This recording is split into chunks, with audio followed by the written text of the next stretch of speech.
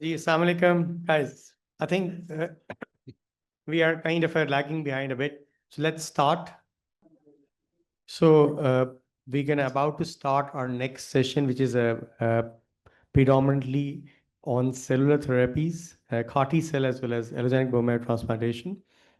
The chair for that session is General Tariq Ghafoor, who is a consultant transplant physician and pediatrician. Please have a seat, please. And we have got our co-chair, our very own, our BMT lead, Dr. Syed Waqas Imam Bukhari at Shaukat Khanum Hospital. Our first talk is about CAR T cell therapy and cellular therapies, which is being, and the speaker is Dr. Mohammed Amir Saif, who was a bone marrow transplant physician and a lead for BMT services at Royal Liverpool Hospital in UK.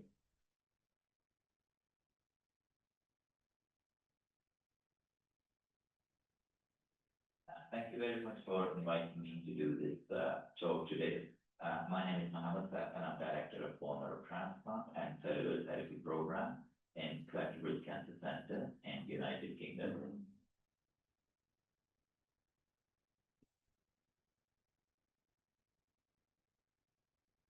I think it would be fair to say that the conventional treatment of bone marrow transplant and cellular therapy program includes autologous and allogeneic hematopoietic stem cell transplantation. Over the years, the indications for these interventions have expanded. However, more or less, the remit has remained static over many decades. Transplant centers have become used to utilizing some of the unmanipulated cellular therapy products, such as either spinal stem cells or lymphocyte infusion, and more recently, relatively more advanced products such as cytotoxic T cells, CMV, EBV, CTLs, etc. But in recent years, there has been a paradigm shift in the remit of stem cell transplantation program due to the advent of the very advanced cellular gene therapy products. So remit of a modern transplantation program these days actually includes delivery of highly advanced cellular gene therapy products. And the transplant programs are nowadays involved in coordinating highly complex pathways as the products become more complex and also involve multiple disciplines as well. And programs that these days involve facilitating cellular and gene therapies for not just for their own patients, but also for multiple other specialties. And many centers across the world are now actively involved in programs for development of cells, including models to develop point of care manufacturing, not just as a part of research and innovation, but also as part of service delivery and developing commercial models. So broadly speaking, these advanced adoptive cell therapies can be classed into two categories. They are genetically altered therapies, or they are immunologically sensitized therapies, which rely on the natural mechanisms of reactivation as against the genetically modified cells, which fundamentally alter the genetic composition of the cells which are being utilized. One of the most well-known therapy in this domain is chimeric antigen receptor T cell therapy.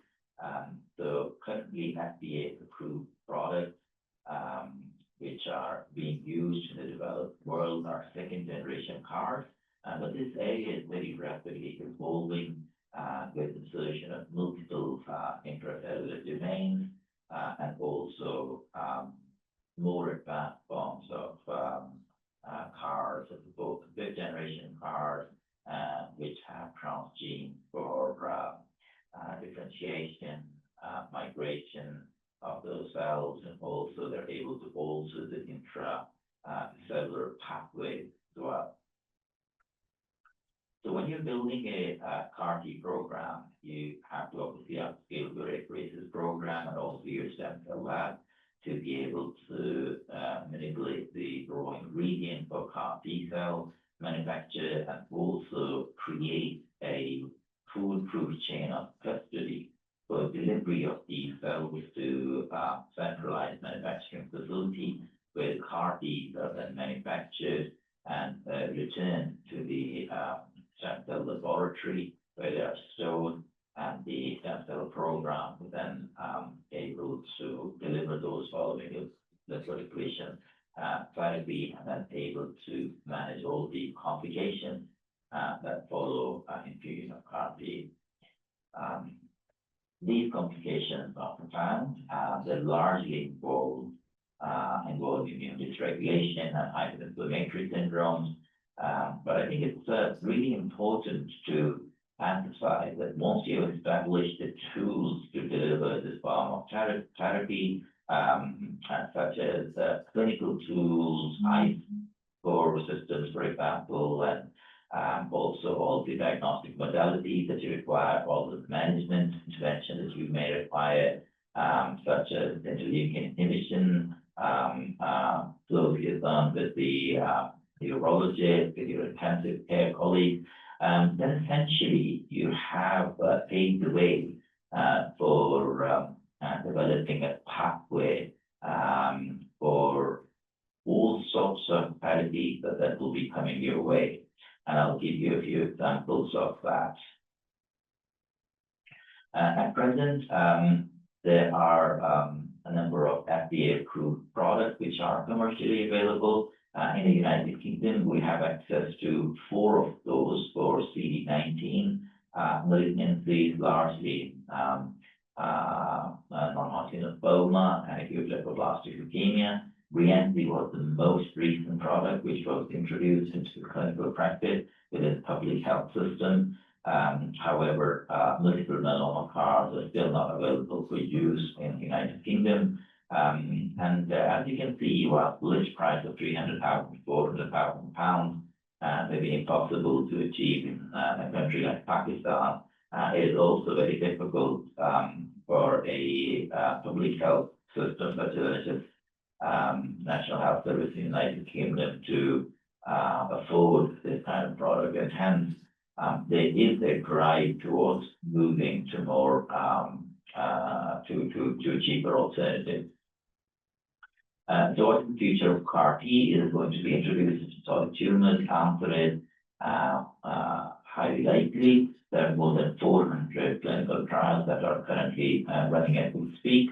And there are some practical problems, obviously, in delivery of CARs for solid tumors, such as cell trafficking and persistence of CARs in solid tumors, of the optimization of CAR construct, and finding out the optimum target antigen solid tumors all been a problem.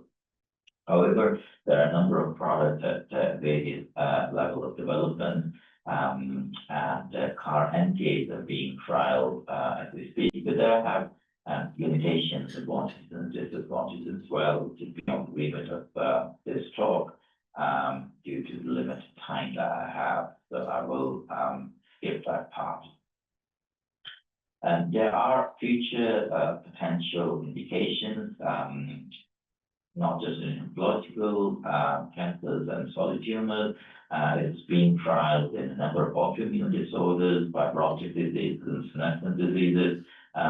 So the time will tell how these programs will evolve in future, but it is likely that a bone marrow transplant program, which historically has been delivering simple hematopoietic stem cell transplantation, will now be seeing patients from lots of different specialties, because these patients will need to be brought to stem cell transplantation program for delivery of these cells.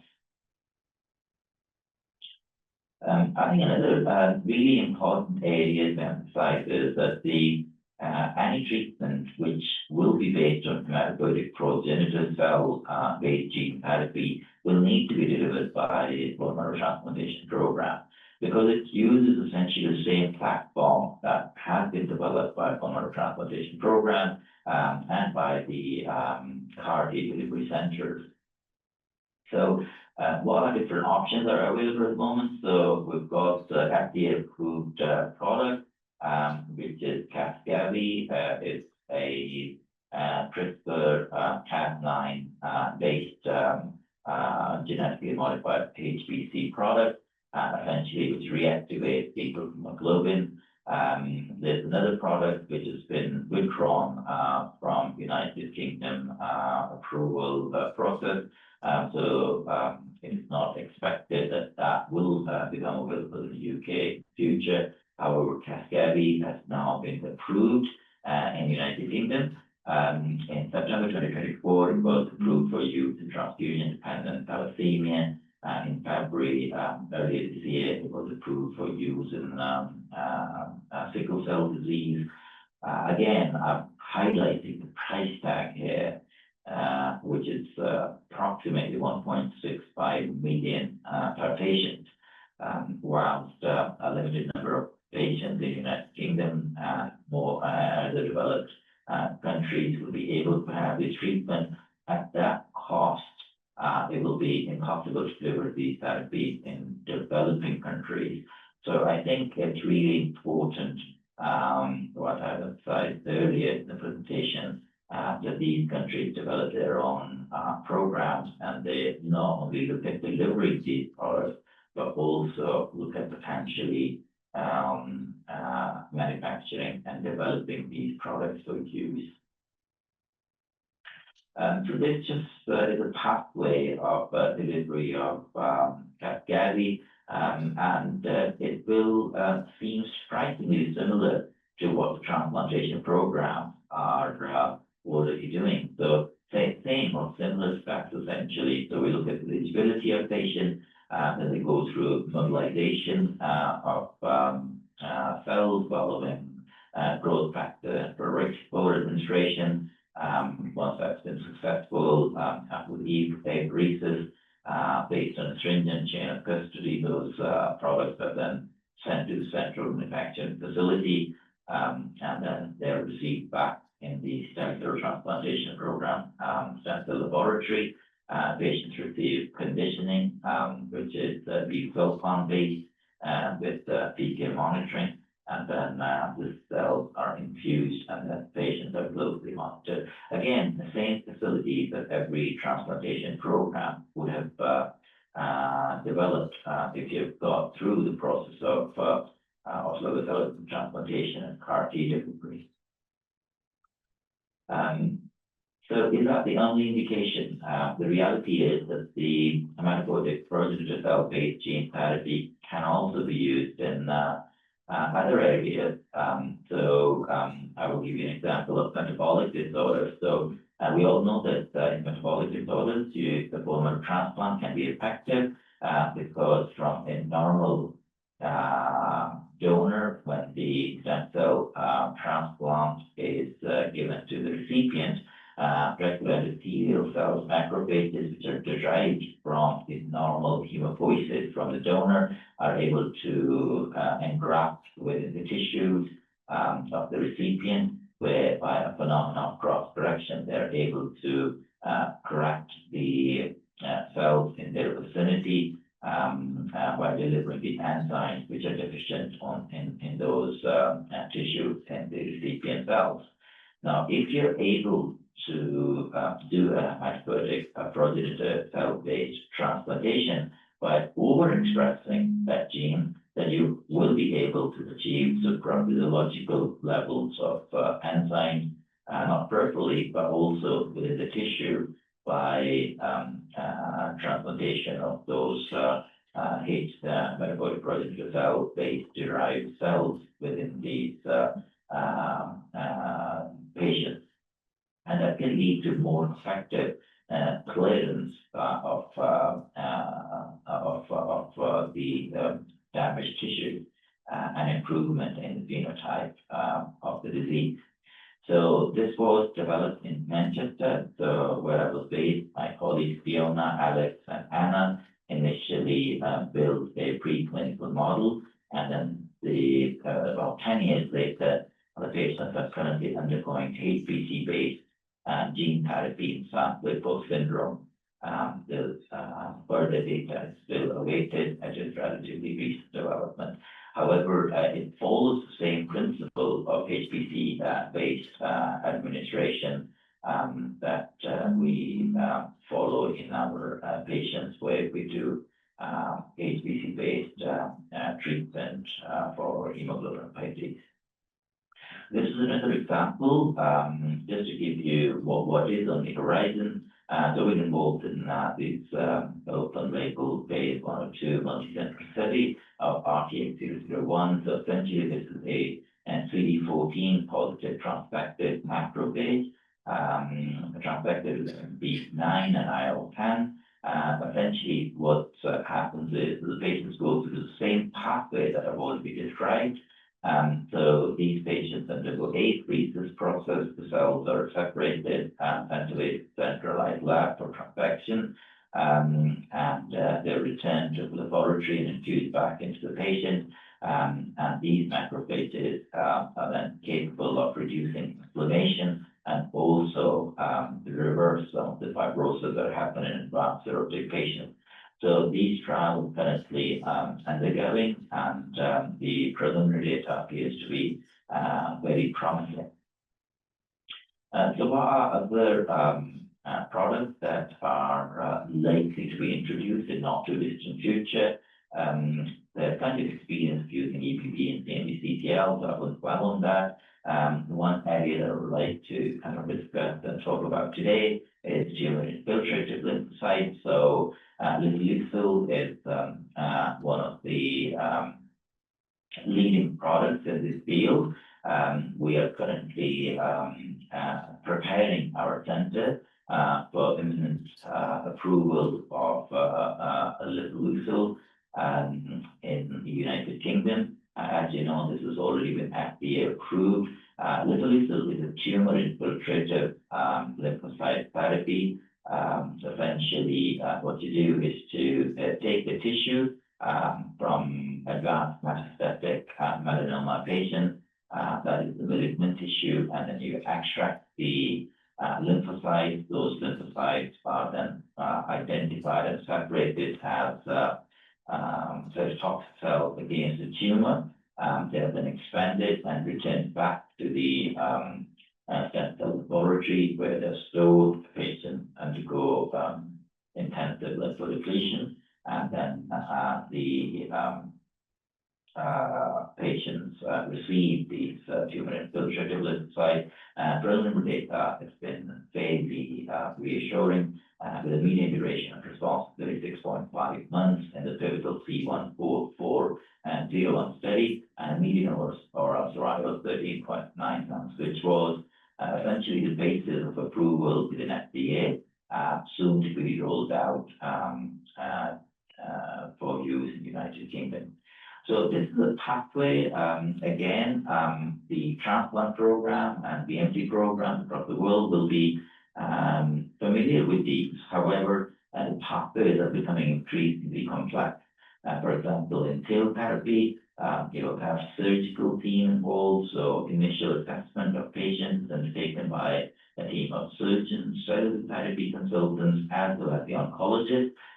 Eligibility and fitness is assessed, and the patients undergo surgery, so that's an additional complication.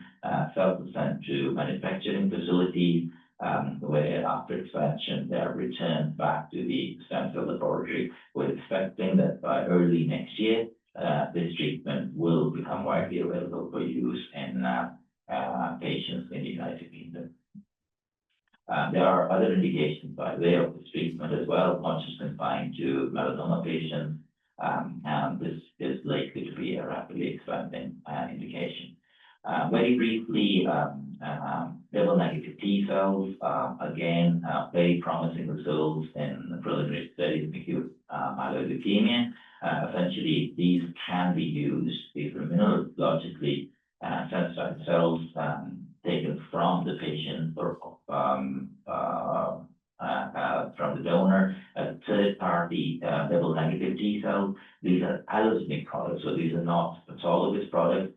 So these, because of the dual negativity, you're able to utilize them in patients without the risk of graft versus host disease or serious adverse effects. So daily promising results to be used presently as a research tool, but to be used hopefully in future for a number of indications.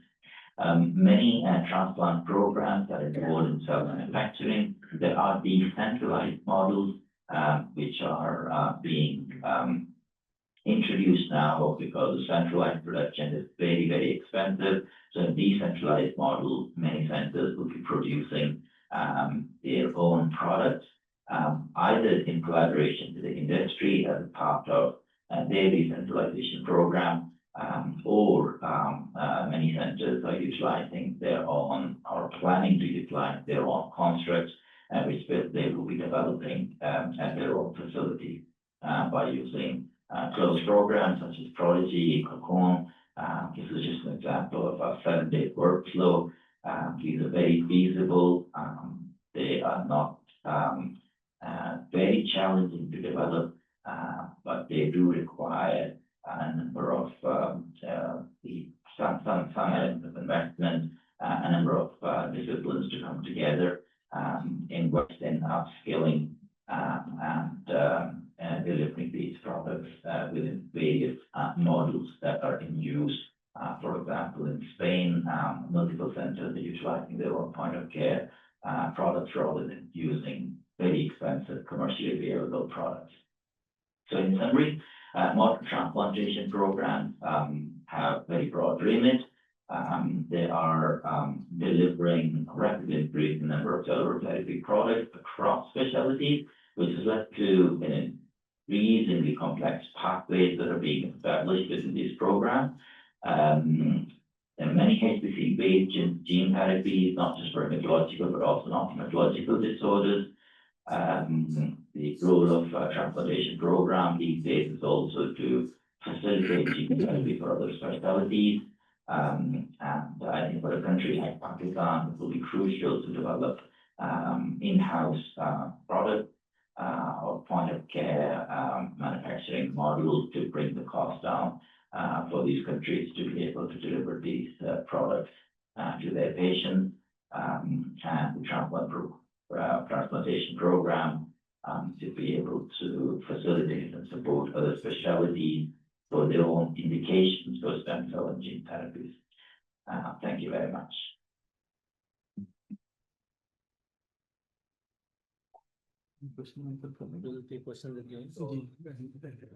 Thank you very much, Dr. Saif, for very elaborative talk. So we will have the question answer at the end of the session. Introduction. So next up is Dr. Munira Musaji. She will be talking about the optimizing outcome in haploidentical transplant in source limited country. Welcome, Shukriya, thank you so much for the kind introduction. Good morning, everybody. Thank you all for being here. I am going to talk about a topic which is very close to my heart and which we've been trying to work on for the last couple of years. And I want to make this talk a lot more relevant to what it is on the ground, that what we are looking at, how we can make our systems better. So optimizing outcomes of haploidentical transplants in LMIC, and the reason why I use LMIC because it's not just Pakistan, I'm going to include regional, and I'm going to focus on some challenges, some pragmatic solutions, and potentially, and I'm going to leave this open for discussion, how do we make this roadmap to go forward? For those who don't know me, my name is Munira Musaji, and I'm from the Khanum University Hospital. I have no conflicts of interest to disclose for this presentation. So just a recap on where we are with regards to transplant. And this is a heat map, which is very recent published last year. And this is looking at the global transplant network. This is from the WBMT, where they do great work in kind of collaborating all the transplant data. And in A, which is allogeneic transplants, and B, which is haploidentical transplants, what you see is high income countries, the North America, Europe, Australia, whether it be allogeneic transplants or haploidentical transplants, that is where the key transplant activity is happening. Saudi Arabia, because again, Saudi Arabia is extremely rich and well-funded, they are also doing a great job. But you see where the work is being done in silos, and majority of the world, right, there is very little transplant activity. And that is where the problem comes in, that screen that's where the problem comes in, because all the data that we talk about is from these countries. And what we are trying to do now is apply that data to the ground realities that we have here today. So why do haploidentical transplants matter at LMIC? And one of the biggest reasons is, where do we get an unrelated donor from? So we do not have access to the National Marrow Donor Program. Even if we did have access to the National Marrow Donor Program, this requires high-resolution testing. This requires funding for donor searches, funding for graft procurement. And the average cost of graft procurement from my time in the US about 10 years ago was between $15,000 to $50,000, depending on where your donor is, whether you're getting a peripheral graft or whether you're getting a marrow graft. Now, let's try and translate it over here. This is impossible for us to do. So I think even trying and getting into an NMDB program, I think is absolutely, I mean, we are talking in the clouds at that point in time. What is happening over the years, and at least, I mean, Dr. Mereen and I were having this conversation that about families, right? In the urban centers where I am, the family size is shrinking. That is not the case in the rural centers, but in the urban, family size are shrinking. So what you had initially, you had 3 बहन भाई, 4 बहन भाई, now you are down to a family of 2. Your donor pool has shrunk over time, and our burden of hematological diseases, particularly benign disorders, aplastic anemia, thalassemia, nothing has happened to that. So you have a high burden of disease, you have a low donor pool, which means now, which is a perfect storm, that you have a disease which is potentially curative, but the treatment needed for that cure, that is now getting to be unattainable. So what haploidentical transplants do, it increases the donor pool.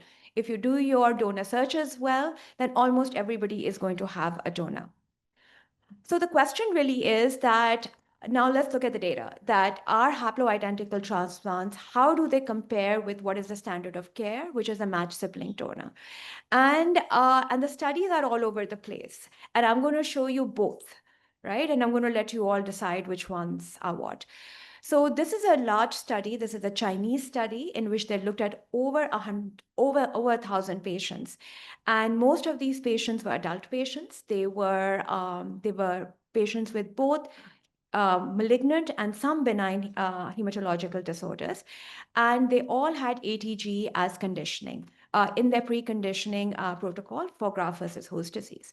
And in their study, the forest plot is absolutely in the center. Right. So in their outcome analysis, there was no difference between matched sibling donor and haploidentical transplants. However, when you take other studies into account, and I've tried to include studies which are, most of them are 2002 onward, so we have a little bit more recent data. So when you look at other studies, which are, this is a paper from the CIBMTR, and they did an analysis of haploidentical transplants compared to MUD, compared to matched sibling donor.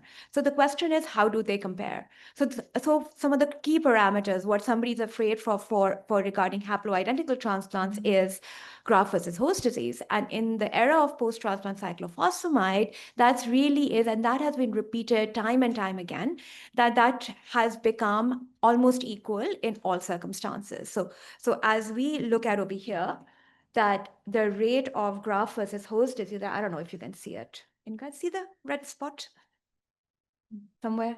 No. Okay. अच्छा मेरी आंखें खराब है मुझे नजर नहीं आता कुछ. Okay.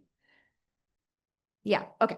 So the acute graft versus host disease and chronic graft versus host disease may be steroid refractory graft versus host disease, same across all groups, right? But what they were able to show, and which is very concerning, is your non-relapse mortality. And I'm going to talk about that because that is the primary problem with haploidentical transplants. Non-relapse mortality in the haploidentical group was 32%. This is US data versus 11% in matched sibling donor, like 3 times of what you're seeing. So there is something wrong here, right? However, which obviously translates into progression-free survival. There is no difference in relapses. So in haploidentical transplants, you don't really see a difference in relapse, but what you're seeing is increased mortality because of non-relapse mortality. And we'll talk about some of these, which is not secondary to graft versus host disease. So there are all of these other factors.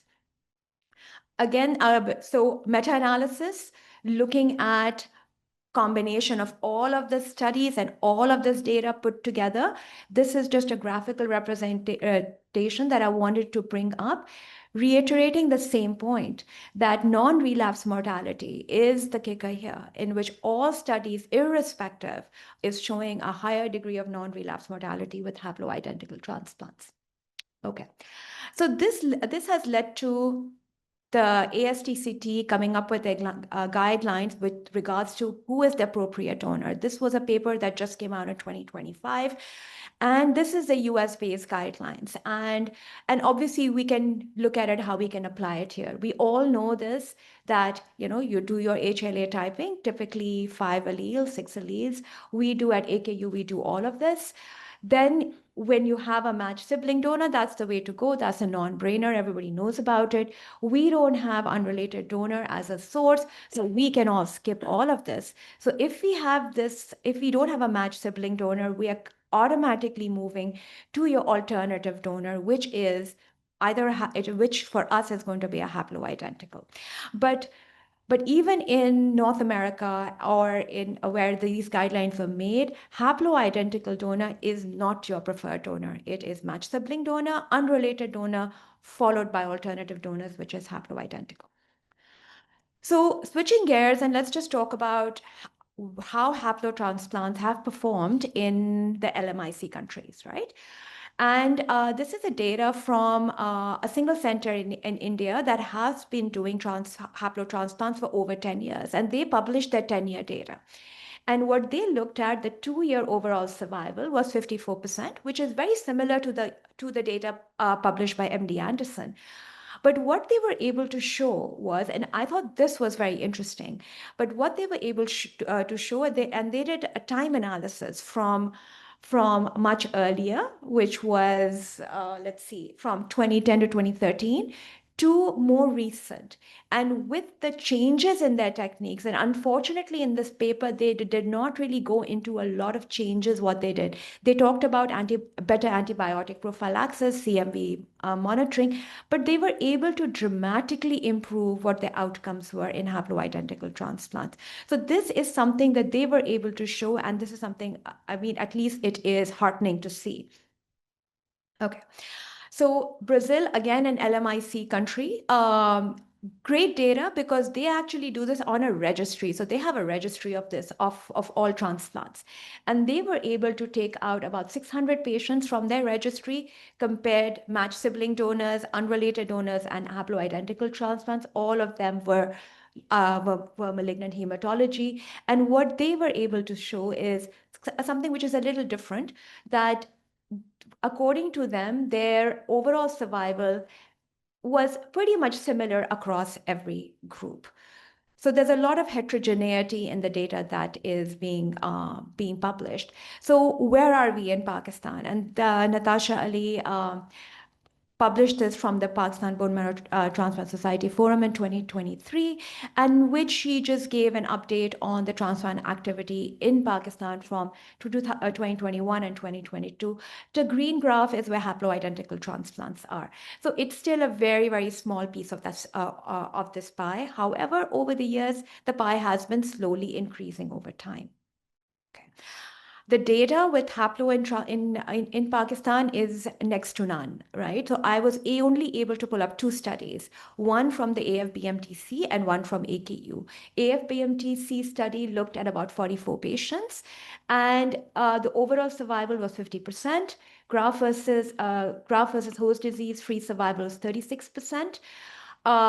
What was the primary issue over here was high CMV reactivation of 70%, primary graft failure of 33%. This is super concerning, right? AKUH, our data was predominantly pediatric group published this data, and the numbers are identical, right, between the two centers. And I'm going to assume other centers will pretty much have the same number. And so what I'm going to talk to you in the remaining bit of my talk is this issue of CMV reactivation and primary graft failure, because these are the two things that we can work about. Okay. So quick overview on the key challenges: high risk of graft failure, high infectious disease burden. Smaller hospitals have less supportive care and less blood product availability. We have a huge issue with regards to drugs and cost of these drugs, workflow shortages, and so on and so forth. Okay. So I'm going to skip this, and I'm just going to simply just move straight on to what are the issues that we contributing to the non-relapse mortality and graft failure that we see in our population or in the haploidentical population in general. One is donor-specific antibodies, right? And I call it a menace, right? Because it really, really is a menace, right? So, and the needle keeps on shifting, and there is no real consensus on what the right DSA is. This is a paper by Stefan Churia, who is a mentor of mine, and he is the one who published this, I think last year. It came out in ASTCT as well. And this is a very nice paper when you're looking at DSA. So what they have done is they have given somewhat of a roadmap, right? What is the right MFI? So currently what's recommended is an MFI of 2000 is your sweet spot. If an MFI is less than 2000, then you're fine. You don't need to do anything. Go ahead, proceed with the transplant. The problem happens with a greater than 2000 MFI, right? Greater than 2000 MFI, so the range is very, very large. 2,000 to 20,000. We know as the MFI goes up, the problems escalate. So 2,000 or 20,000, they weren't able to come to a consensus in this, and they're recommending desensitization therapy. Greater than 20,000, you might as well change your plan, right?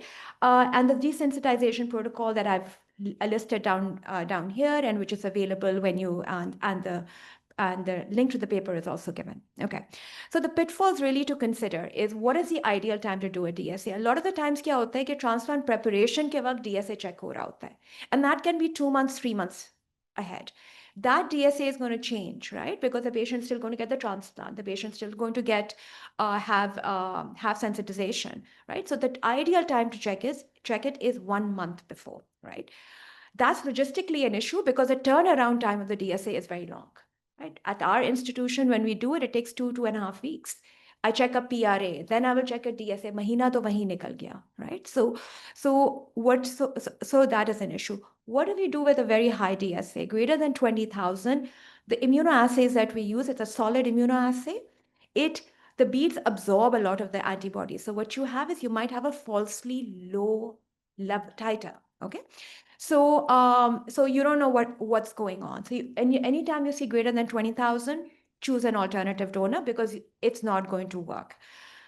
Second is when you have a very high DSA, and what is recommended is greater than 2,000, you want to check for complement activation, which we don't do necessarily, right? So greater than 2,000, you want to either do a C1Q or a flow cross match, right? And because patients who have a positive C1Q have a much higher risk of graft failure. And then post desensitization monitoring, right? Desensitization कर लिया, फिर आगे क्या? What is the level of the DSA? Where are we at? Do we need to do IVIG or PLEX in the post-transplant phase? That also really needs to be looked at. And the reason why I say this is desensitization is not 100%. This is a combination of all the trials that I was able to pick up, and the response rate is you can only bring it down by 50%. Right? So you have to do something beyond that as well.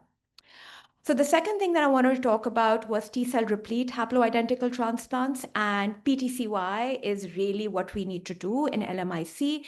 The rationale being it's low cost, can be easily done, it can be done anywhere, you don't need manipulation, and it's predictable. You know what to do, you know aapne itna dena hai, you know aapne mesna itna dena hai. It is scalable. It has a lot and lot of data behind it. But it's obviously something which looks too good. There are issues with that, right? And with PTCY, what is a serious issue is infections, right? About a 60 to 70% risk of infections with PTCY. The other ones are mucositis. And these are the two issues with PTCY, most likely because of the way it works, right? So the PTCY really, it works with alloreactive T cells. And that's why the GVHD is low, but what it's doing as well, it's also decreasing marked reduction of your T cells and delayed immune recovery. So it perpetuates different reactions, different infections. You have looked at reduced dosing of PTCY as well, and this is where I think the field is moving. Currently, the dose is 50 milligrams per kg for 2 days, and a lot of people have tried a lower dose. This is a study which is currently enrolling at 70 milligrams for 2 days, 70 milligrams total. And what the smaller studies has shown that you have the similar effect. So hopefully decreasing the dose of the treatment, we are able to reduce some of the toxicity. And this is a study to basically watch out for. Okay. So in conclusion, with PTCY is it's easy to use. You don't need a platform. Everybody has cyclophosphamide. You know how to do it. It's very, very cost effective because it's super cheap, right? It's safe for administration because you know the toxicity. You know aapne mesna dena hai, you know aapne fluids dena hai, you know what to do with that. Outcomes are similar with regards to overall survival and disease-free survival. However, infections are a problem, right? And in the interest of time, I actually just going to skip this, and I am actually just going to go to CMV reactivation, okay? And the infections, most of the time with PTCY, it's CMV, and which is in about 70% of the cases. And and this is data which is again in 2024, which looked at haplo versus matched sibling donor. And in both of these, despite that they all had PTCY in both groups, patients who had haploidentical transplants had a much higher incidence of CMV reactivation. And we all know who are transplanters here, how much it affects patient care, how much it affects morbidity, mortality, and just brings on the cost. Letermovir is the way to go. We are currently using acyclovir, acyclovir as prophylaxis, but really it's not prophylaxing against anything except HSV. So we don't really touch CMV with that, right? So ganciclovir prophylaxis is another problem because of the cytopenias associated with it. Letermovir is the way to go. This is like old. This data is 2017, almost a saal hone ko aaya is data ko, right? And we still don't have letermovir in Pakistan. And what this actually looked at, it almost decreases the risk of clinically active CMV reactivation by 50%. Okay, and clinically significant, and even as early as 14 weeks. All-cause mortality again decreased. So letermovir is extremely effective.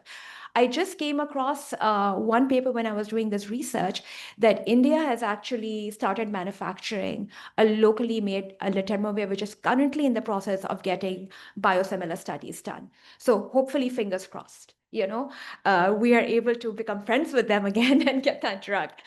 So the question is that, okay, we have done valacyclovir or acyclovir, whatever we do, agar CMV reactivation ho gaya to phir kya?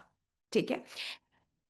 Letermovir ka claim to fame is only in primary prophylaxis, right? Not in treatment, unfortunately. Having said that, what I did was I tried to collect some data. And this is from a very nice review paper in which they looked at both solid organs and hematopoietic transplants.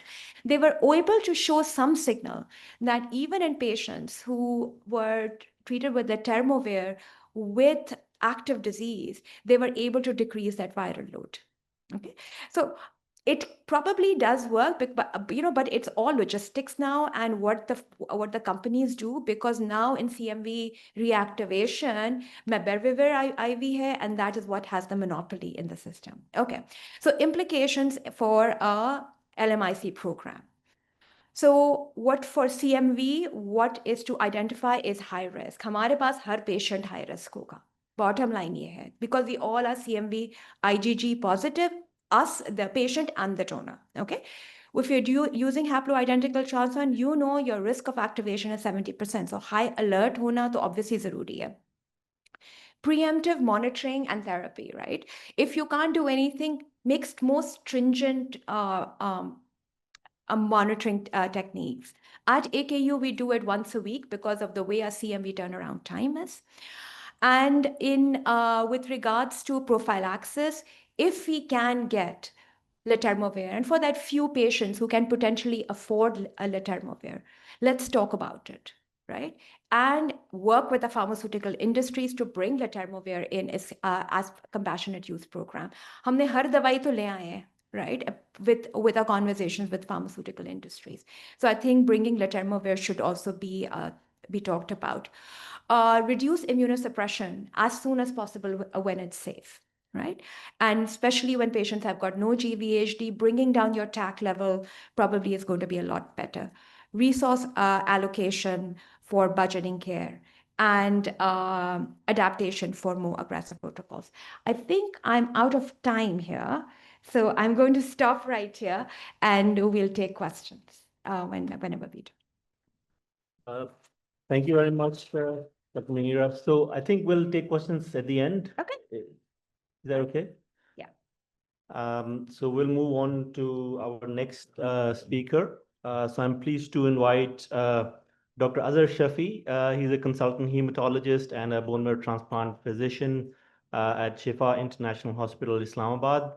Dr. Azhar is going to be talking about autologous stem cell transplant in multiple myeloma and lymphoma in the current era.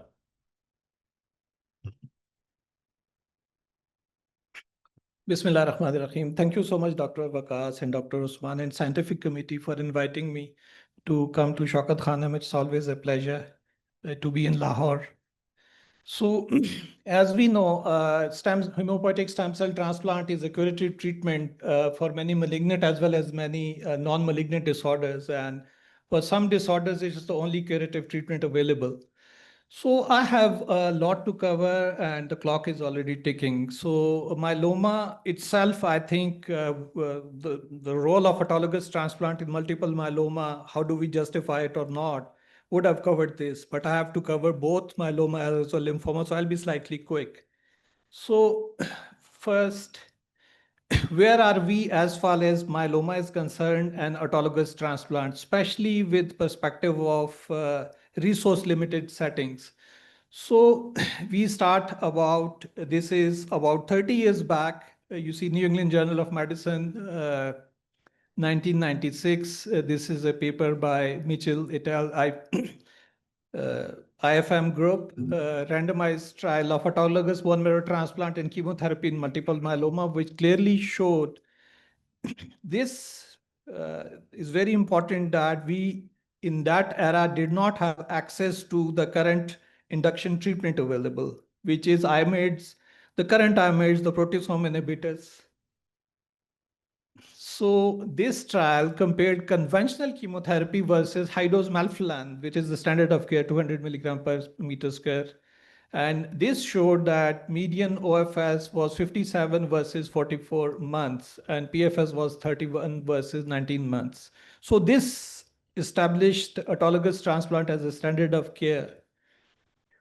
Then we moved on and we came into the era of peripheral stem cell collection using GCSF and cyclophosphamide, which we call famously cyclo-G, which basically resulted in faster engraftment, low infection rate, and the term autologous transplant replaced bone marrow transplant. Then for the European studies, many looked at the idea of whether single versus tandem transplant, and same IFM group in 94 trial showed that tandem transplant was better as far as PFS and OS was concerned, especially in patients with less than very good partial response. Again, to emphasize this, all this happened in the era where we did not have access to many treatment options available. Then we came into the era of when we have the IMIDs available, initially thalidomide, which because of the side effects, the neuropathy, then second generation lenalidomide, and now we have POMA as well, and proteasome inhibitors, bortezomib, now we have carfilzomib and oral ixazomib as well. So basically, this revolutionized the induction regimen, and many trials, not to name all, demonstrated that if you have induction involving an IMID, proteasome inhibitor, and of course steroids, you can go on to autologous stem cell transplant and consolidation and maintenance, and you get the deepest response. So we had this study published in New England Journal of Medicine showed that autologous transplant is still very relevant even in the era of novel agents. Then came explored the idea of maintenance, and lenalidomide maintenance for a post-transplant improves both PFS and OS, and MRD negativity then emerged as a surrogate endpoint. Then we have entered into the current era where we are debating, can we delay autologous transplant in patients who have deep remission with a triplet or quadruplet regimen? And this is just a timeline. I'll not go into details of how we started in 1970 and where we are in 2020 and with the evolution of the recent many treatment options available. So this is a very important trial, a recent publication from the MIDA study group published in New England Journal of Medicine recently. So this is 31st of July, 2025. So this basically have looked at the measurable residual disease guided therapy in newly diagnosed multiple myeloma. So basically this is a quadruplet, not triplet. Acetuzumab, which is anti-CD30 in combination with VRD, and they enrolled 791 patients, out of which 757 completed induction and basically randomized into two groups, one who had MRD negative and the other who were MRD positive, and looked at the role of autologous stem cell transplant as well.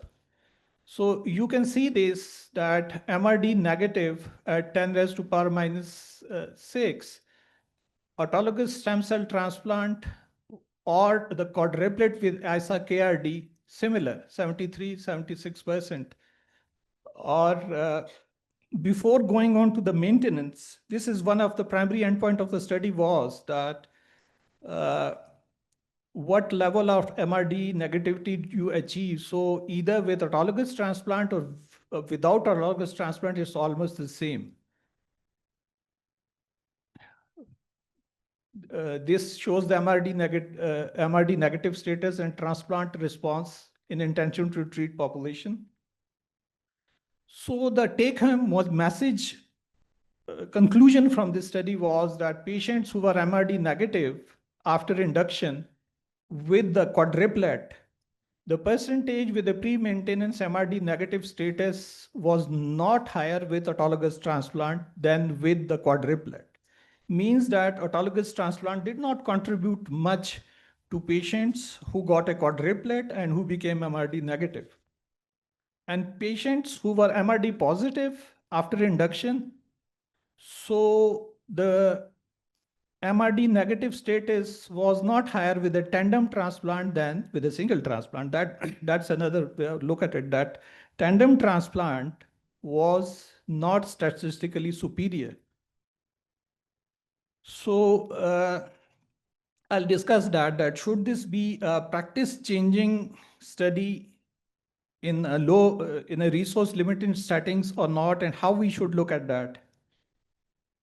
This is a few pivotal trials, IFM 209, starting from EDAS, looking at various endpoints from MRD negativity to survival benefit. So what should we do? Should we, because we do not have, so first, we do not have access to a quadruplet, especially anti-CD30. We do not have easy access to daratumumab, but is not approved in Pakistan. Isatumumab, certainly no. So for about 99% of cases, we cannot use a quadruplet. So what should be our standard approach? So I suggest we should use, as we are using triplet induction, VRD or VCD, followed by autologous stem cell transplant in myeloma, 200 milligrams melphalan, followed by maintenance, at least 3 years or till progression. So this remains the most cost-effective durable remission strategy. Can we defer up front autologous transplant? Yes. If we have access to a very good MRD assay and we achieve MRD negativity, and if we have access in some of our patients to potent quadruple therapy, as I discussed, and we have access to MRD monitoring and access to salvage novel agents as well, or the patient preference or comorbidity favors deferral.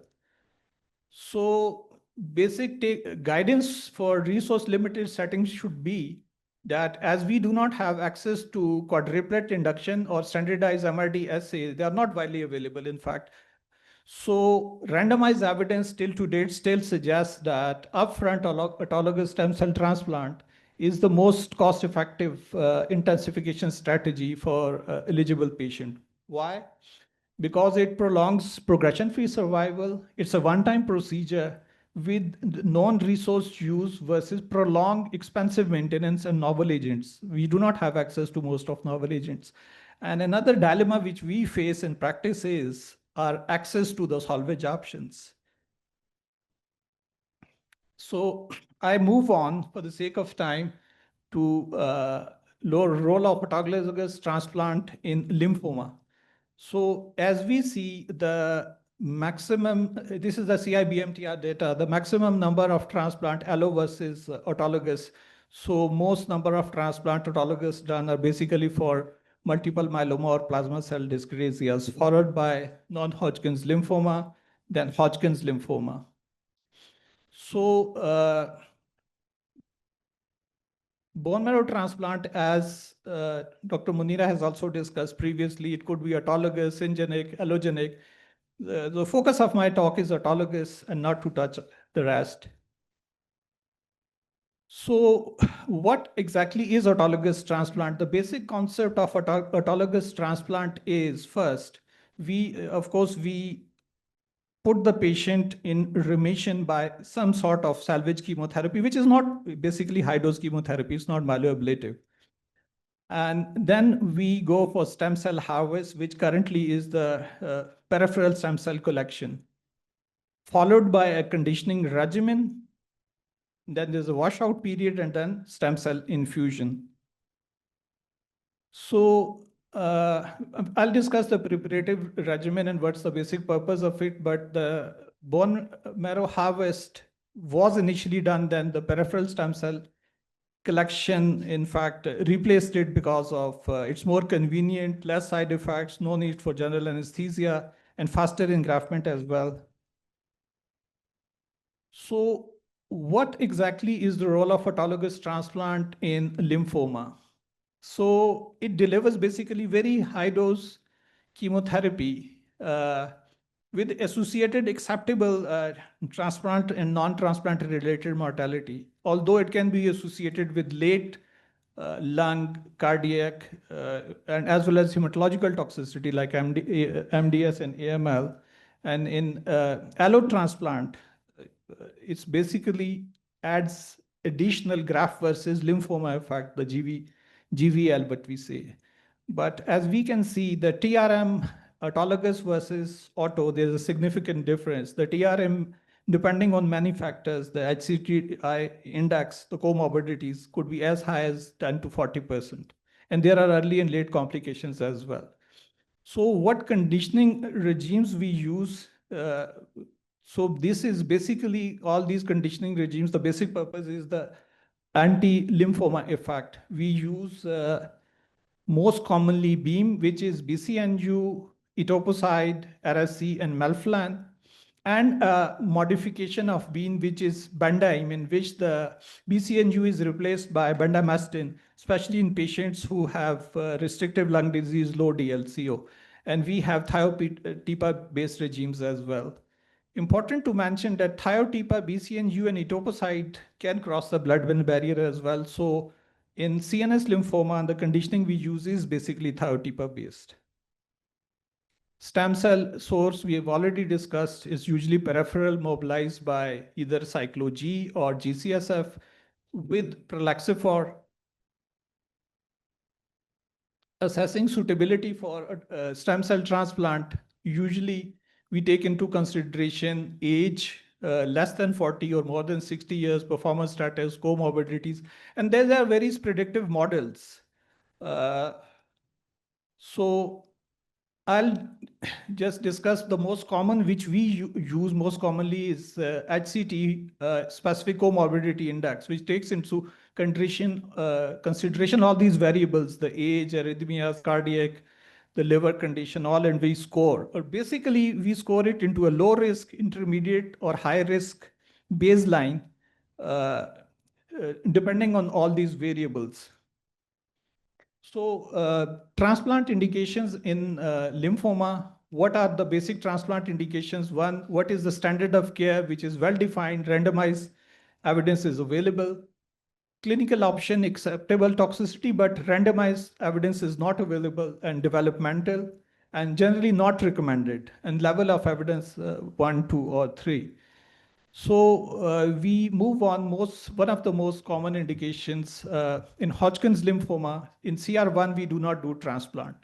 In chemosensitive relapse with no previous autotransplant is in remission, is standard of care after putting the patient into remission. So high-dose chemotherapy versus conventional chemotherapy. So if the patient is in remission in CR1, the high-dose chemotherapy and transplant doesn't make a difference, not recommended. So this is the same data. So survivor of autologous transplant or allogeneic for Hodgkin's this is a CIBMTR data 2017 to 2022. We see that in autologous transplant, we can still have a 5-year survival of around 92% in a chemosensitive relapse. In chemoresistant, it drops significantly. Same is allogeneic, which usually is done after failure of autologous transplant.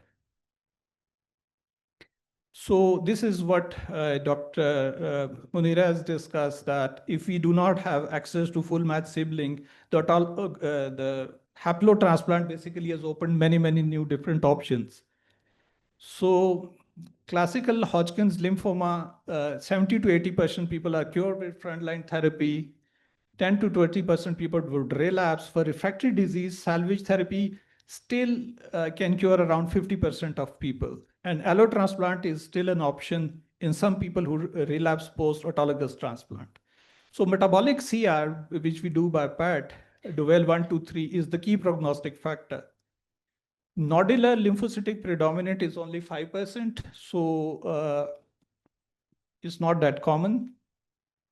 So DLBCL, so this is a very busy slide. So DLBCL CR1 transplant is not recommended autologous transplant. So the way we have changed the therapy is that if the DLBCL, if it's refractory disease or relapse less than 6 months, now the Zuma studies have clearly shown that CAR T is superior than autologous transplant. So if there is access to CAR T cell therapy, the patient should be referred for CAR T cell therapy, not transplant. Otherwise, chemosensitive relapse, more than 6 months, autologous transplant. For the sake of time, I think I'm short of time, skip this. So follicular lymphoma, basically the role of autologous transplant in follicular lymphoma is rapidly changing because of access to, it's not curative, so it will keep on relapsing. So some people after relapse can have a prolonged PFS because of autologous transplant, because in young fit patients, you have multiple lines of treatment, including CAR T available. So, but in resource limited settings, the autologous transplant is still an option, young fit patient who relapses early. This is what I'll skip that for the sake of time. So this, I just want to take few minutes and discuss that where we are as far as the mantle cell lymphoma is concerned. Classically, the recommendation was that if we mantle cell lymphoma by virtue of aggressive nature, in CR1, it should be transplanted. But do we still have evidence, or should the paradigm should change? So this is a good paper looking at end of transplant for mantle cell lymphoma, which we see there's a dip in autologous transplant for mantle cell lymphoma. And why is that? Because we have two now studies. One is triangular, and there is another study which I will mention, which basically looked at if we do upfront, which we do standard intense chemotherapy, like this is a 3-arm trial, looked at autologous transplant with 2 years maintenance observation, or just 2 years of ibrutinib without transplant and transplant with this. So basically the triangle study, which is a prospective 3-arm trial, which showed that 870 patients in CR1 induction, autologous transplant alone, ibrutinib alone, or ibrutinib during and after the transplant. Rituximab was offered to around 70% people. So this showed that ibrutinib alone had superior outcome versus transplant alone, 3-year freedom-free survival of 86 versus 75%. So the conclusion is that freedom from FFS, 77% with ibrutinib plus chemoimmunotherapy without autologous transplant. So basic take-home message is that there is a group of patients in mantle cell lymphoma which we can skip transplant. And this is E4151 trial, 4-arm trial, looking at basically MRD negativity CR after induction chemoimmunotherapy. So autologous transplant plus 3 years maintenance versus 3-year maintenance Rituxan alone. No difference in 3 years PFS or overall survival. So in patients who are MRD negative, though it doesn't really matter whether you transplant them or not, so we can skip transplant. So for the sake of time, I'll skip that. So the conclusion is patients with mantle cell lymphoma who achieve CR and MRD negativity after induction have similar 3 years overall survival with or without auto transplant. T cell lymphoma, basically patients with T cell lymphoma, the role of autologous transplant is not supported by randomized evidence, but there are meta-analyses to show that high-risk patient in CR1, they will have a good PFS with autologous transplant. So conclusion, role of transplant in lymphoma is evolving with time and availability of new treatment options. Is still a very potent therapeutic option as standard of care. And RIC and alternate transplant donor options will allow delivery to increase in number of patients, as previously mentioned. Thank you so much.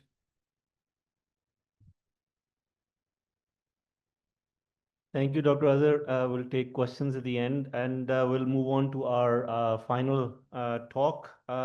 So as Dr. Munira earlier said, haploidentical transplant is becoming such an important modality of treatment here in our part of the world. So we have got a second talk on it. Dr. Sadia Javed Khan is a consultant pediatric hematologist and oncologist in King Faisal Specialist Hospital and Research Center in Riyadh. And she will be delivering this is a virtual talk on complexities and challenges of haploidentical allogeneic bone marrow transplantation in TYA and young adult patients of acute leukemia.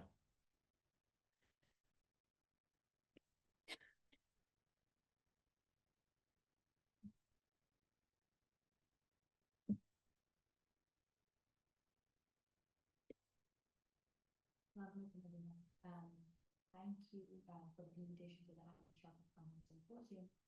It's always a pleasure getting invited by the scientific and organizing committee. I wish this could have been in person, but anyway, we'll try and make the most of this interaction we have.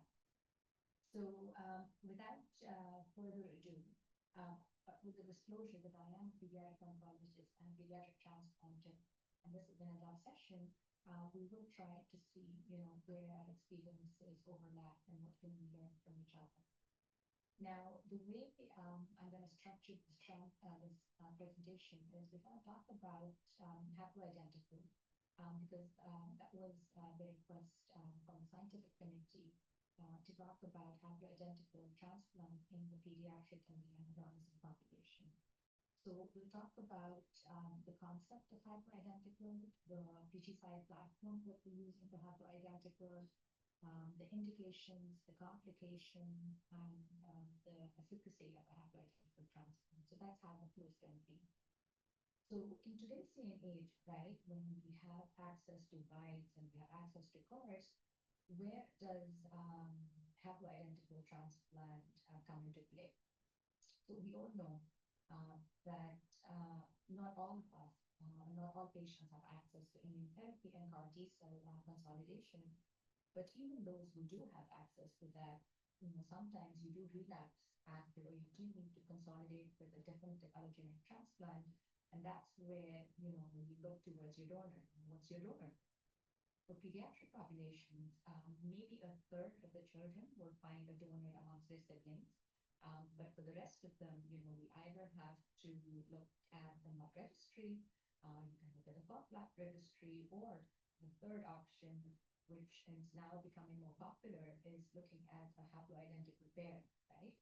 So a decade ago, maybe, we were a little skeptical, we were a little scared with GVHD complications and, the viral infections that came with immune suppression. But now, in today's day and age, we're very comfortable. And at least in my practice, what I can tell you is, if I don't find a sibling donor, honestly, I will run a mud search for completion's sake, but it's not a very successful search, I think 89% of the times.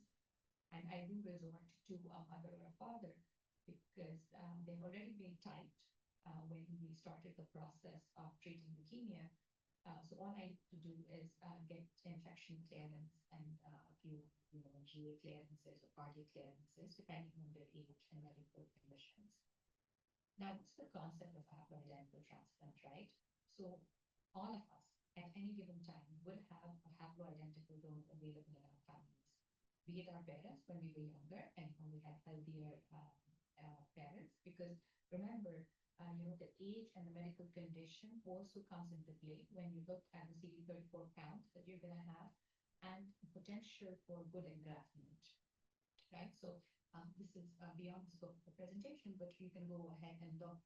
There are lots of papers talking about, the age group and the CD34 count and the engraftment depending on age and genders. So we'll just keep to our topic. Every child, will either have a sibling donor or a parental donor. Honestly, in our practice, and we have a paper coming out, and we're looking at the data, it's interesting when we compared our paternal haploidentical versus our sibling haploidentical. Honestly, there was no big difference, but the ease of, a parent giving consent was more, than the sibling. So most parents felt that, they would rather do this than one of the, child siblings. Because again, remember, it's also age, right? So if I have a 4-year-old with leukemia and he has a 2-year-old sister, I would rather go for the father than the 2-year-old sister. So you're also going to be matching for sex and for blood groups and etc. But we'll talk about that later. Now, the reason haploidentical has become very popular is the GVHD platform of PTSI. So I'm sure there are trainees in the audience as well. And for the benefit of all, the reason, we are so comfortable, because most of my fellows will ask me, why are we giving cyclophosphamide after the graft, right? Will it not damage the stem cell? But the beauty is that the stem cells are high in aldehyde dehydrogenase, and this is an enzyme which is resistant to cyclophosphamide. And our memory T cells are also resistant to cyclophosphamide. And the dose of cyclophosphamide that you're giving is also not humongous, right? So we follow the Hopkins protocol and we give 50 milligram per kilogram on 2 consecutive days. Now, this brings us to the next important question: how are we going to be giving our PTSI? So initially in our practice, we were using the +3 and the +5 schedule with, the calcineurin inhibitor and MMF in the background. But then now there are papers where they say day 4 is, the optimal date where you should have, cyclophosphamide in your system. So now we have resorted to, we've changed our protocol, we've amended it to +3 and +4. And I would also say that, yes, we do use the standard 50 milligram per kilogram, but in some situations, where we're dealing with neonates or, we're dealing with a 1 or a 2-month-old baby, with an immunodeficiency in the immunodeficiency background, or who have a lot of, viral infection as baggage with them coming to transplant, we have given the half dose, 25 milligram per kilogram, and honestly, it's worked fine for us. And that's our practice for immunodeficiencies or for metabolic diseases where these kids are really young. We do use the 50% dose rather than the full dose PTSI. Now, how common is haplo, right? Is it in vogue? Is it in fashion? Yes. For the pediatric population, if you look at these charts that I have gotten off the CIBMTR website, which we all contribute to, so most centers are part of the consortium. In the pediatric population on the graph up top, you can see that the blue line, right, the haploidentical. So over about 10 years, we have jumped from around 50 transplants to 350-ish. So it's like a 7-fold increase in the last 10 years, if you look at it. And the much, you can see, hovers around the same and maybe has dropped a little bit. And it also depends on, your population that you're talking about. So yes, the population can easily find a mud, whereas when we look at our minority populations, the Asian, the Hispanics, the African American populations, and international registries can't find donors easily, right? Now, the adult graph is at the bottom. So I can't speak for the experiences that you had in your setting. And we'll see, are you resorting to months or are you resorting to haplos? But it has caught up, right? So in the last 10 years, you see a bit of a jump, we were maybe around 250-ish. And the numbers now are heading up to 1,500 or plus, 1,500 plus. Now, on the graph at the right-hand side of the slide, we're looking at the relative proportion of allogeneic transplants by age. So in kids who are less than 18 years of age, you will see that the haplo, which is the blue bar, and the mud, which is the purple, you're mostly overlapping, 25 or 27%, right? More or less the same. So it's a 50-50, if you think of it in terms of, what are you going to use as your donor population?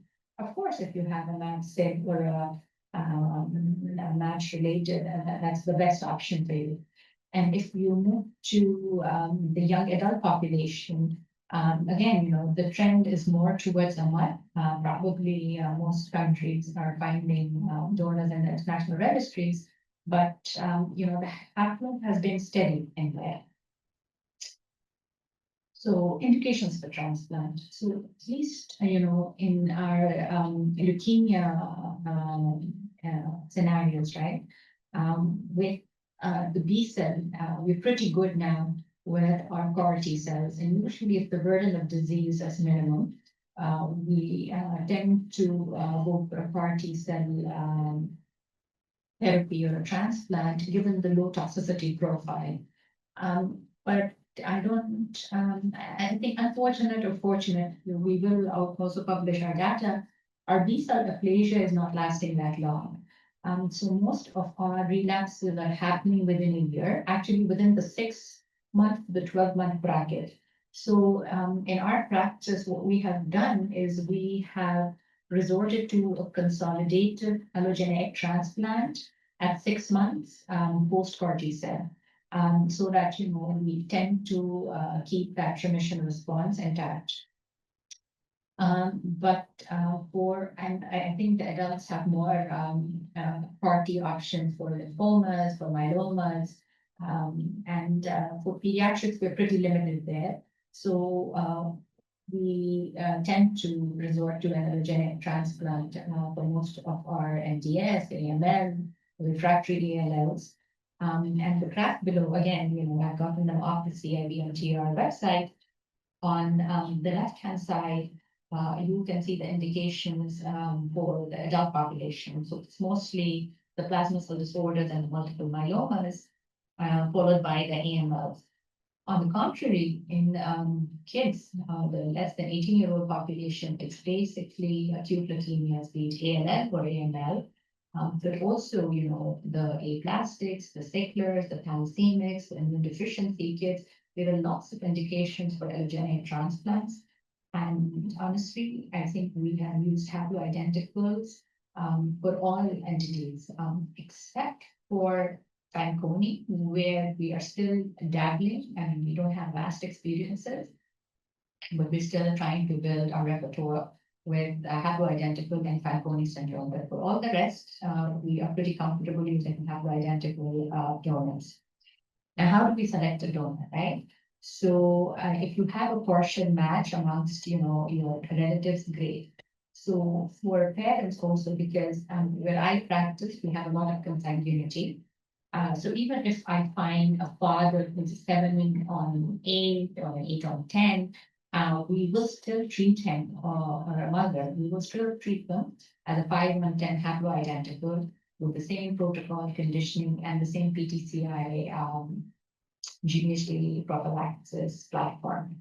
We definitely consider gender. We want to match for genders. We definitely consider age, right? So again, for children, remember, the parents are still young, they're 30s or 40s, they're medically fit. The CMV status and the donor specific antigen is also taken into account. So this is the flow chart we follow, and DSAs are very, very important. And we usually get our DSA at least, a week before the graft, so that if we have to give them IVIG or we have to plasmapheresis them or we have to give them rituximab, we have ample time for doing so. So again, your donor is always available. If a parent is unfit or the parents are older in age, we can always look towards it. Now, conditioning regimens can be anywhere between MAC to RIC. And I understand with the adults, especially with their comorbidities or their medical conditions, you tend to move towards reduced intensity conditioning. But for children, I think 99% of the time we do not. We try to avoid RICs. We are more leaning towards the myeloablative conditioning regimens. And I've put in the most common agents that we have used and the most common protocols that we use. So in the setting of haploidenticals, for AML, our go-to regimen is busulfan, fludarabine, ATG, and thiotepa. Whereas for ALL, we use a TBI background with fludarabine on top. And all of these conditioning regimens will have the universal GVHD prophylaxis with PTCI, a CNI, which in our case is cyclosporin, and MMF. For certain diseases, like immune deficiencies or, sticklers, we tend to, change our conditioning a bit. If you're, worried about BUD, we tend to switch our busulfan with triosulfan. And the goal is to eradicate disease and to achieve durable engraftment while minimizing our viral infections and toxicities. Now, the graft source, again, we in pediatrics prefer bone marrow. And again, remember, if we are, and so now we're going back to all counts, right? So if we have siblings, usually, even if it's a sibling matched or a haplo sibling, their age, their children, they're scared of a GAM-CAM and a plasmapheresis machine. So it's easier for them and for us to put them under GA and just get stem cells. And usually, we do it the day of the transplant. So the only caveat we have is sometimes, we do prime with the dose of GCSF2, but we have an inadequate count. And that's when we run into trouble, right? Because when we have an inadequate count, we have to supplement it. And the way we supplement it is with the peripheral. We don't not go for a second bone marrow. We go for a peripheral blood, and we try and see, if we can give them both together. So the zeros can be bone marrow and the big one can be PBSC. And again, in that scenario, where you have an extra day, maybe you can go back to the PTCI of day plus 3 and day plus 5 instead of the plus 3 and plus 4, right? Because once the PBSC goes in, you still have to give them a day or 2 or 3 for the alloreactive T cells to generate so that you can hit them with the PTCI, because you don't want to miss that window again, right? And in scenarios where we get a good PBSC dose, then sometimes we have discarded the marrow and we've just gone with the peripheral blood alone. The only caveat being that with PBSC, yes, we're going to get a faster engraftment, a great engraftment, but we run the risk of chronic GVHD scenarios. Now, there are studies, and I put these adult studies, where parental donors were associated with inferior outcomes when they compare them with sibling donors. But when they compare both mother and father, there is no difference between the parental donors, which again is a little different from our experience, where when we analyzed our data, parental donors were a little better off than sibling donors. But again, there were no significant differences, when we were looking at engraftment or infection and stuff. So we are still preferring parental donors. So we can talk more about this, and we can ask what the practice is for the adults at your institution. Now, immune suppression protocols, again, the standard of care is PTCI. And I think this is central to the success of the haploidentical transplants. Yes, you can combine it with tacrolimus and cyclosporin. I think that was the result of the CTN3, maybe. I think it was published recently. And tacrolimus and MMF with PTCI was the standard of care.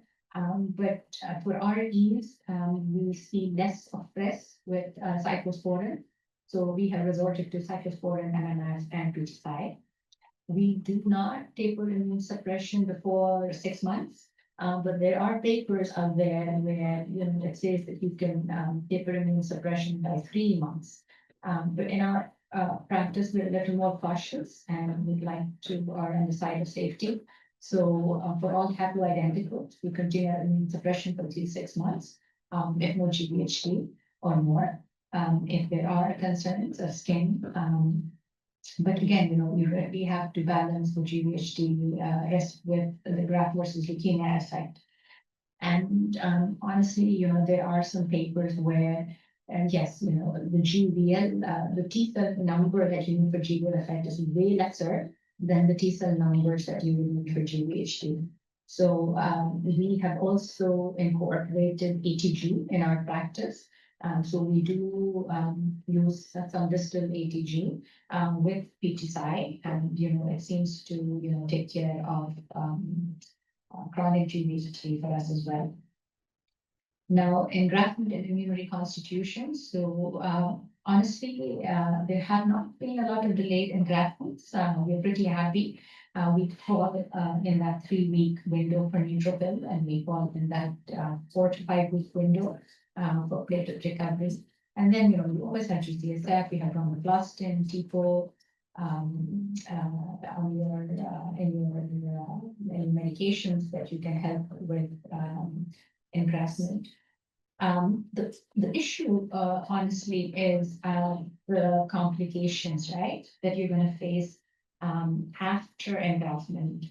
And that's what I usually have these discussions with my fellows. Is like, transplanting is easy peasy, but the complications that you have to deal with are, the ones that get you into a bit of hot water, right? So for us, when we're dealing with haploidenticals, we have seen quite a bit of transplant-associated TMA, and that's why we have TMA screening every week.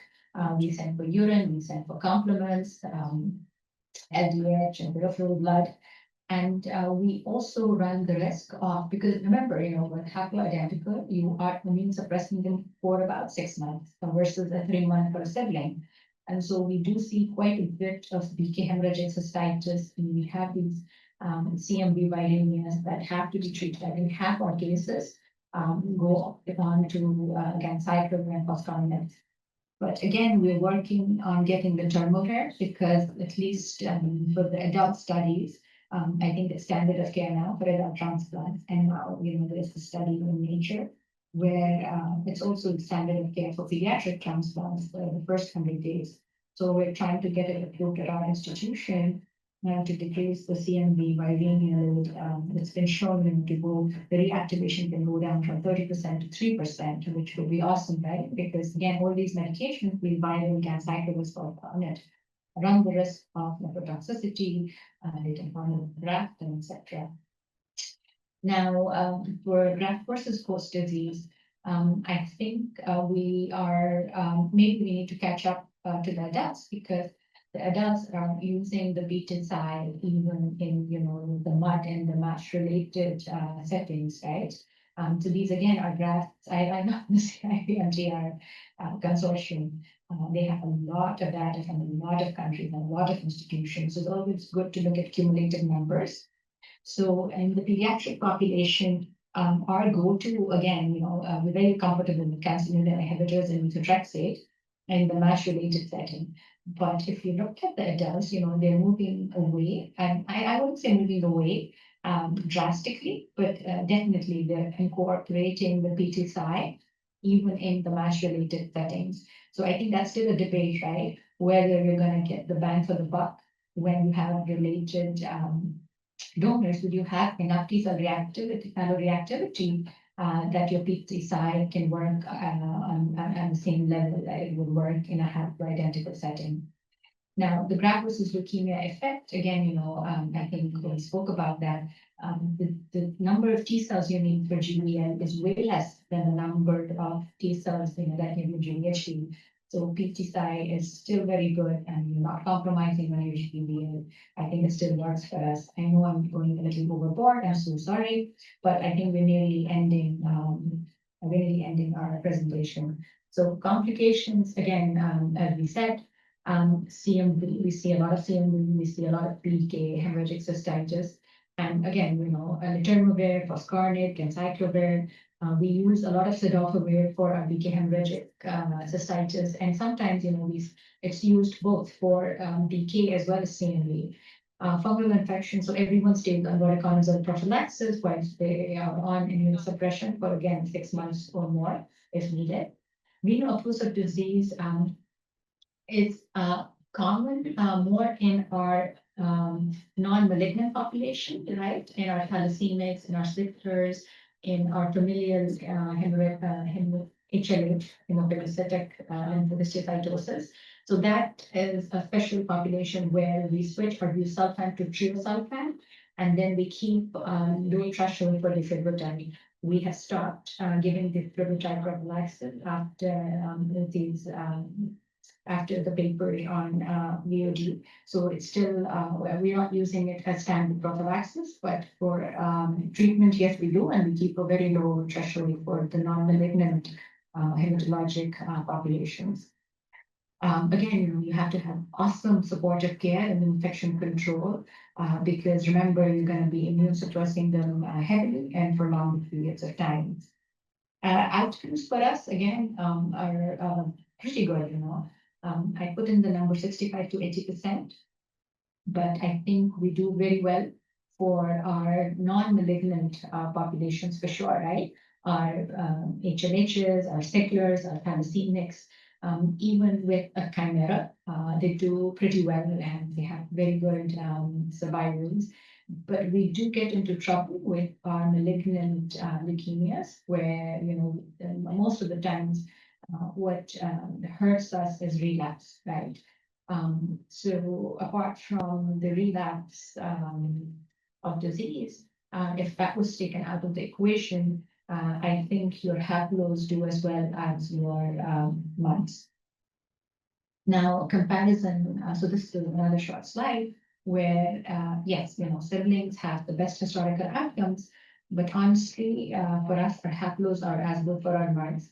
And for cord bloods, again, as I said, slower engraftment, slower immune reconstitution, lots of viral infections. So honestly, looking at the doses of the CD34 available with the cord, we have really moved away from cord blood. I don't think we have done a cord blood in the last year or so. And now haploidentical are our go-to. So these are two examples of children that I put in because these are interesting scenarios. Yes, with my presentation, you might think haploidentical is hunky-dory.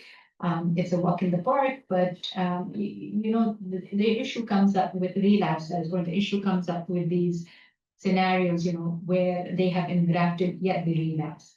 So the first one is a child who had T-cell ALL and relapsed during maintenance. We salvaged him with mitoxantrone and a 1331 backdrop of induction, and we then went for a haplogravid. Again, our conditioning is TBI flu. We gave him a good dose. 6 million is not bad, but then he relapsed 9 months post-transplant. So he's again, under the process of going through a second salvage, and we're going to be taking him to a second transplant with a swing donor because remember, there is no data, which says that changing the donor might give you better outcomes. But this still gives you the idea that despite having a T replete graft in a haploidentical setting, still wrong answers. Of course, the ethical and the psychosocial considerations come into play. Sometimes we have these parents who are feeling guilty that maybe my cells were not good enough. I tried doing this for my son, and despite.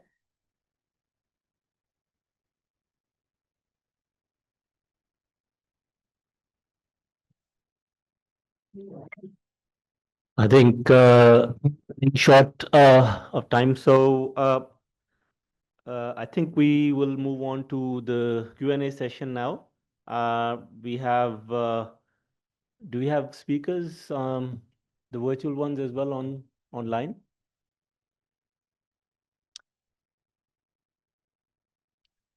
So I'll kickstart with a question to Dr. Munira about the haploidentical transplant. So as you mentioned that it's really the morbidity and the non-relapse mortality which we feel is higher as compared to MASH-related donors, and that's our experience as well. We've done around 15 now, and if they go beyond the first 30 to 40 days, then they're really good, and we don't have much issues with later on with GVHD and all that, and certainly no relapses coming through. So it's really the non-relapse mortality. So when selecting your patients, for instance, I'll give you two group of patients we struggle. So first ones are the intermediate risk AMLs who are in CR. Would you do a haploidentical transplant? And second one's pH positive ALL who are in MRD negative remission and they are on TKI. Would you offer them an upfront haploidentical transplant? So what you've done is you've picked up those two cases which has the most controversy, right? Well, So okay, and we can always debate this, right? In the grand scheme of things, what is currently is recommended in intermediate risk AML, if you have the ideal donor, right, transplant is recommended. Okay, haploidentical, in my opinion, is not the ideal donor. Knowing what our outcomes are going to be with regards to non-relapse mortality, right? So if I have a full match donor, for sure, yes, right? If I have a haploidentical donor, my own instinct is not to go for a haploidentical donor till they don't relapse. Because there are long-term survivors of even for normal karyotype AML. And that's what my practice has been. With regards to Philadelphia positive ALL, and now that needle is also shifting. We all know that with the use of blinatumomab upfront, right? But we don't use blinatumomab. We are not using those agents which put patients in a very, very deep MRD, which results in a question whether they still need a transplant. So at this point in time, the way we are treating Philadelphia positive AML, then I guess transplant up front. And if you have a good haploidentical patient, then I would probably use it, given the fact that we don't use blinatumomab. But if we were using blinatumomab, the answer probably would be no. Because that is where the question of is transplant still applicable is there. So regardless of whether we've used BLIN, if they have had sort of conventional chemotherapy with a TKI and post consolidation, they've gone into a deep MRD negative remission. So that's where we struggle, because quite often we don't find fully matched siblings. Yeah. We have a haplo there. Yes. Their parents. We all struggle there, right? And just going back to what the historical outcomes are. So we are still doing transplants in first remission. What are you guys doing is my question to you. So yeah.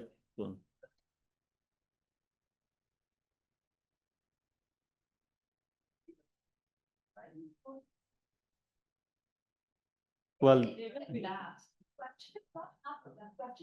transplant, but the issue is haplo, obviously in our part of the world, we're seeing more TRM and non-relapse mortality. In the West, they are claiming that it's almost equal to a match-related.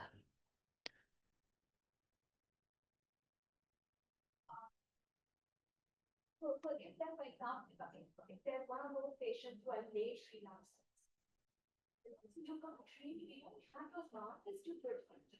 We're not doing those kind of medical. We're really looking at like archival information. Yes. So again, what are you guys doing? I mean, I would So- recommend somebody who's not gotten a lot of chemotherapy, because the more chemotherapy you get, the more complications build up. So it really is, what is the right time? So for pH positive ARLs, if we've got a good haplo, we're proceeding with that. But for intermediate risk AMLs, we are not. Yeah. Thank you very much, Dr. Munira, for a very nice talk, real world problems of haplo. So for cyclophosphamide, I would like to share with the group that we have reduced the dose of PT-Cy to 40 mg 2 days, day plus 3 plus 4, that is in total 80 mg per kg. Regarding CMV, Tariq Khafoor is here. He has started earlier detection, that is after transplant day 7. We used to do it after day 15. But in our pediatric group, they started on day +7 post-transplant. And we were amazed to know that many of the CMV positivity is now being caught at day +7. And we have started giving ganciclovir at day +7. In adults, I found a bit delayed engraftment post starting ganciclovir, but Tariq Khafoor would share. He didn't find any delay in the engraftment, even starting ganciclovir earlier. So over to Sir. Yes, yeah, sorry. So if you ask my opinion regarding the haplotransplant, I mean, it's like a black magic. It can work sometime, but most of the time it does not work.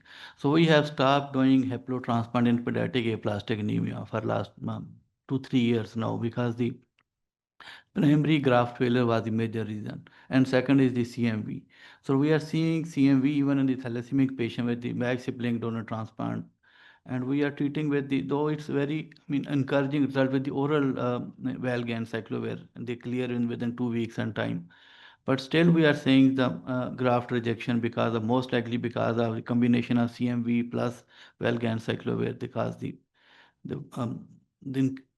despite, changing different protocols, still we have failed to achieve optimal outcome in thalassemic patients, because of now this is because of the CMV and the second thing is the non-relapse mortality. We have done the haplotransplant with the, for the immunodeficiencies, HLH, the major chunk we did.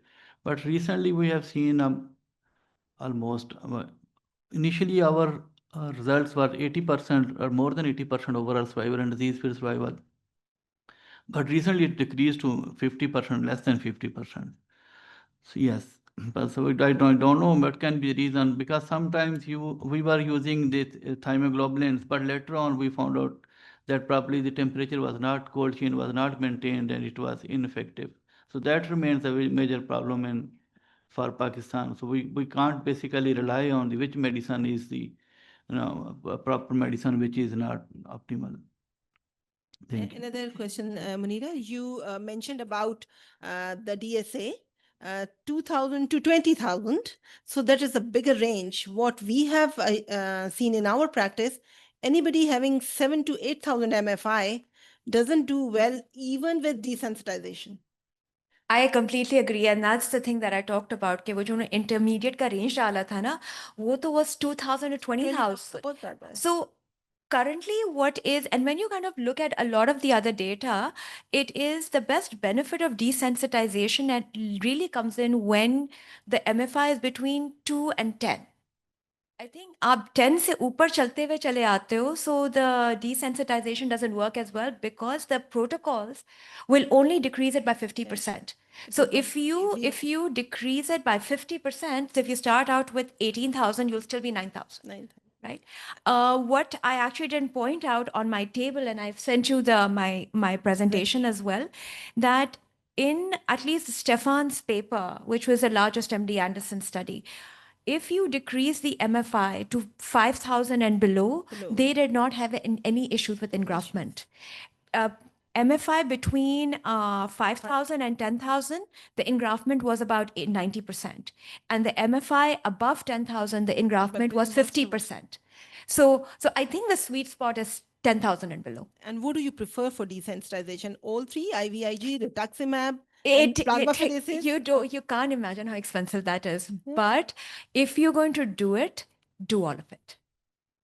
But Right. it's double the price of a transplant. It does double it, but you see, like, I mean, I don't do benign hemes, right? हमारे पास सारे malignant आते हैं, and they have a one-time shot, right? And they have a one donor. So at that point in time, you have to, if they are that motivated to do it, you might as well do your job properly. And rather than cut the cost and come to a point in which they have rejected the graft, right? And then they're not going to do poorly, and they have it. So they will run out of the money, irrespective. Yeah. That is why I think between 2,000 and 5,000 MFI, you can reduce your desensitization protocol. So you can use just IVIG plasma exchange. Whereas beyond that, you need to go all out. In our center, because of the expense of it, even IVIG is very expensive. So over 2,000 MFI, we are currently, unfortunately, not doing the transplant. Yeah. But I think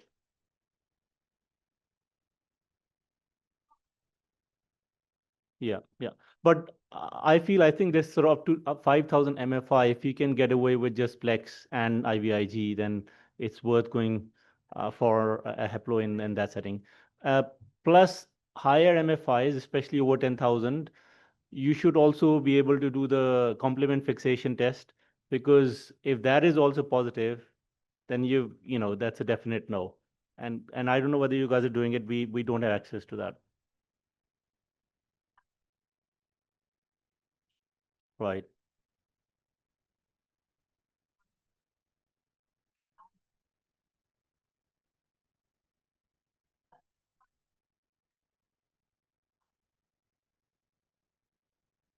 Right.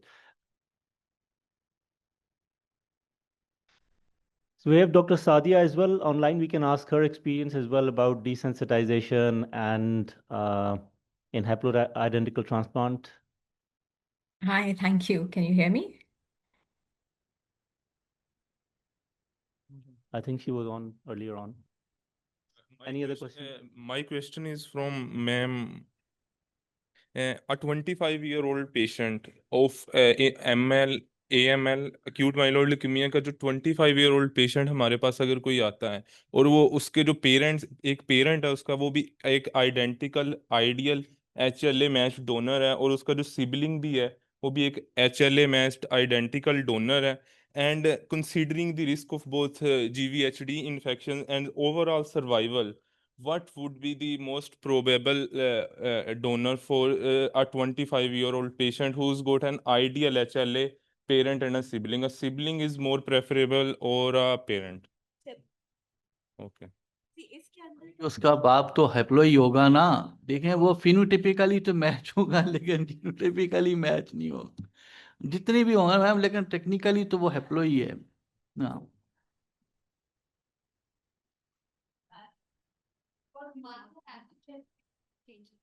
Okay, I'm just a final year student, so.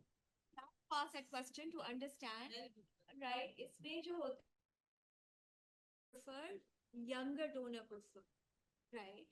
So आपका जितना donor younger होगा, especially in, there was a very recent paper in which they looked at match sibling transplant. I think we just did a transplant on something in 69 years old. 69. Right? Yeah. 69 का उसका एक pieces के अंदर 10 लेता है। ये PDF है क्या? एक पीसेस के अंदर 10 लेता है। तो उसका जो है younger donors are optimal.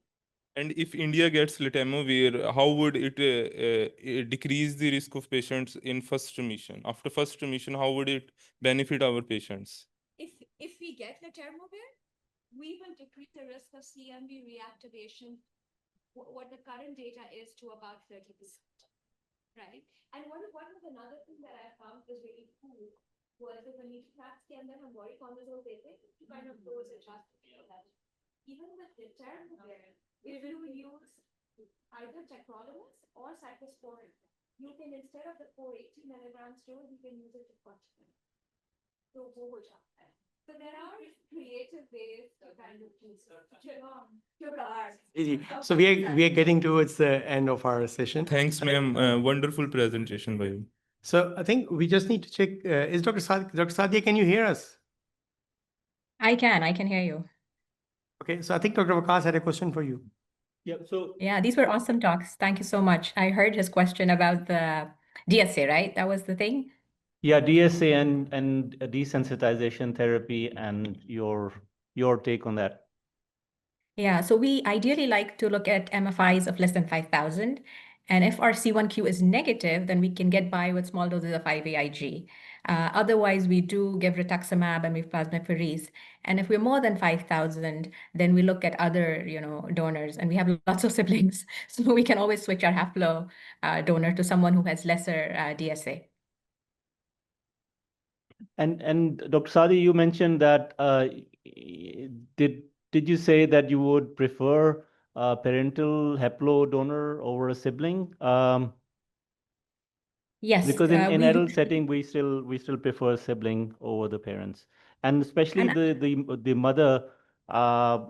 We've not actually taken them as donors so far in our center because we have quite concerns about graft failure, GVHD. So in pediatric setting, obviously that may be different. Absolutely. So again, I think it all boils down to age, right? So if we have a younger mother or a younger father, of course, we prefer the parents rather than the child, because again, we're not really sure how much you're going to get off the kid. And then we have abatacept now. So usually with mothers, we are using abatacept. But with fathers, we, I think, do well without the abatacept. With mothers, we run the risk of higher GVHD.